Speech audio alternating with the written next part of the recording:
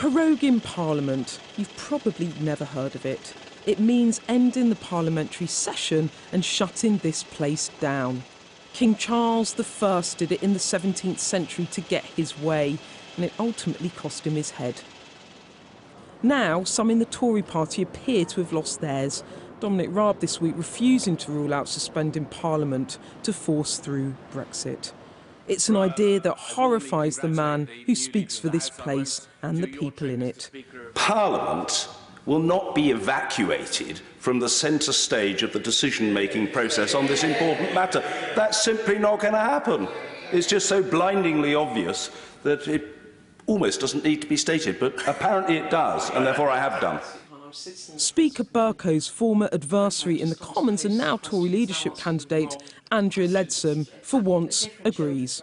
Proroguing Parliament. Yes. There has been some discussion. Dominic Raab said that he would be prepared to prorogue Parliament to push through no deal. What's the reality? It was felt that it would not be something workable to prorogue Parliament. It's certainly not something I would seek to do anyway. You wouldn't want to, though, would you? I mean, it completely subverts parliamentary democracy. Exactly. You were the leader of the House. Exactly. No, I'm passionate about parliamentary democracy, and so yes, it was my job to make sure I understood the implications of different outcomes, but certainly not because it was something I was attempting to do. You think it's a bad idea? Yes. Just to be clear, you think it's a bad idea? Yeah.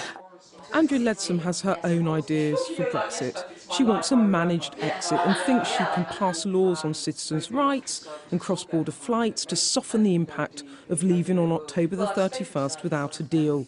She hopes EU states will do the same. The key thing about all of your plans is it requires reciprocity from the EU, and you cannot look the British people in the eye and say, I'm absolutely sure it will be fine. Of course not. But then that's really risky. But certainty in politics is never a given.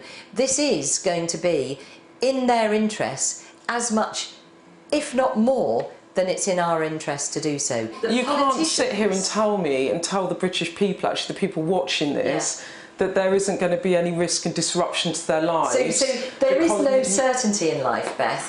Mrs Leadsom's Brexit plan is one of many to be dissected in this race. We don't know which plan will win out, but we do know whoever wins will have to face a parliament opposed to a no deal. They can't get around it. They will have to at least try to get through it. Beth Rigby, Sky News, Westminster.